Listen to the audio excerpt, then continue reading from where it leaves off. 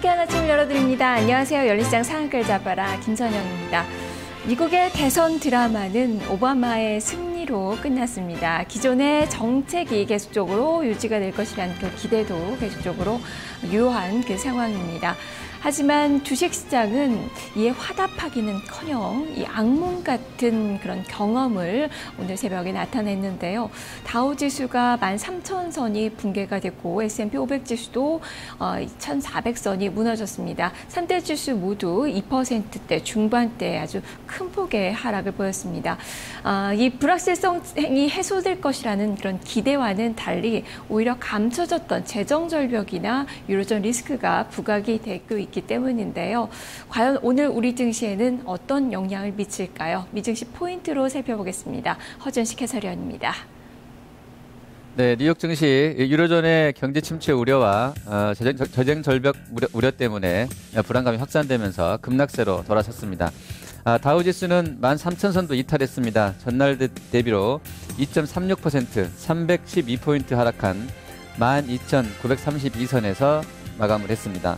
업종별로는 오바마 재선 피해주로 분류된 에너지와 금융주, 또 배당 투자 유망주의 낙폭이 컸습니다. 업종별 흐름 보시겠습니다. 가장 낙폭이 큰 업종은 금융주였습니다. 3.44% 밀렸습니다. 역시 에너지 섹터도 3.11% 밀렸고요. 그리고 산업재가 2.6% 하락을 했고요. 기술주가 2%, 2.3%, 그리고 소재와 통신, 또 경기민감 소비재, 필수 소비재군도 전반적으로 약세로 마감을 했습니다. 종목별로는 30종목 모두 밀렸는데요. 뱅크 오브 아메리카가 7.14% 밀렸습니다. JP모건도 5.6% 하락했습니다. 오바마 정부의 금융 규제 강화 우려가 금융주 전반적으로 약세를 이끌었고요. 또 휴레패커드도 4.9%, 유나이티드 헬스도 3.78% 밀렸습니다. 인텔과 엑슨모빌, 캐터필라 등도 3% 넘게 급락이 나왔습니다. 애플의 주가 흐름도 이날 4% 정도 밀렸습니다. 4.26% 마감 하락한 주당 558달러 선에서 마감을 했습니다. 반도체 지수도 크게 밀렸는데요. 마이크론 테크놀로지가 2.96% 하락했고요. 앞서 살펴드린 대로 인텔도 3.7% 밀렸습니다. 자동차는 포드가 3.1%, 토요타가 1.92% 하락을 했고요. 리서치인모션도 이날 9% 급락이 나왔습니다. LED 업체인 크리사는 0.3% 소폭 하락했습니다.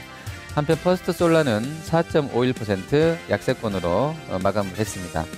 자, 이날 재정 절벽 관련해서 내용을 좀 더 살펴보도록 하겠습니다. 자동적으로 이제 예산이 삭감이 되게 되고요. 또 세금도 인상되게 되는 재정 절벽 상황에 들어가는데요. 이로 인한 불안감이 상당히 강했습니다. 신용평가사 피치는 미국 정부가 재정 절벽을 피하지 못하거나 적절한 방식으로 채무 한도를 늘리지 못하고 또 신뢰할 만한 재정 적자 감축 합의안을 마련하지 못한다 그러면 신용 등급 현재는 AAA인데요. 이러한 신용 등급을 강등할 수 있다고 경고를 했습니다. 한편 미국의 9월 소비자 신용은 114억 달러 증가했지만 8월에 183억 달러보다는 증가폭이 줄었습니다. 드라기 ECB 총재가 이날 유로존 경제는 여전히 취약한 상태에 있고 경기 둔화세가 독일에까지 이를 것이라고 언급한 점도 증시 하락을 부채질했습니다. 달러 인덱스는 전반적으로 이런 상황 반영되면서 0.19% 상승했습니다. 인덱스 기준으로 80.87에 마감했습니다. 유가는 재고 증가 소식에 급락세로 돌아섰는데요. 전날보다 4.8% 밀려서 배럴당 84.44달러로 마감했습니다. 금선물은 0.06% 소폭 하락에 그쳤습니다. 여전히 양적 완화가 유지될 것이라는 기대감이 반영됐기 때문이고요. 옥수수 단가는 0.4% 상승을 했습니다. 한편 이날 폴리실리콘 현물 단가 발표 있었는데요. 직전주 대비로 2.11% 하락한 킬로그램당 16.23달러 기록하면서 사상 최저치를 다시 한번 경신을 했습니다. 한편 BDI 벌크선 운임지수는 전날보다 31포인트 하락한 916선에서 마감을 했고요. CME 야간 선물 거래에서 코스피 200 주가지수 선물은 전날보다 3.20포인트 하락으로 마감했습니다.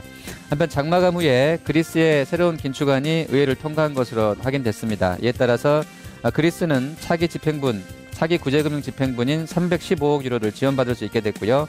다만 한편으로는 앞으로 2년간 그리스 정부 지출에 135억 유로를 삭감해야 되는 것이라서 경기 침체가 심화될 것이라는 우려도 상존하고 있습니다. 자, 국내 증시의 영향력 살펴보겠습니다.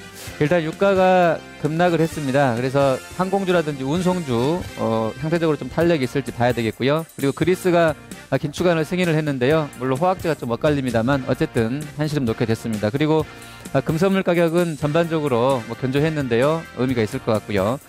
그리고 하락 요인으로는 유로존의 경기 둔화 우려라든지 재정 절벽 불안감은 계속해서 증시를 누르는 악재가 될 것 같습니다.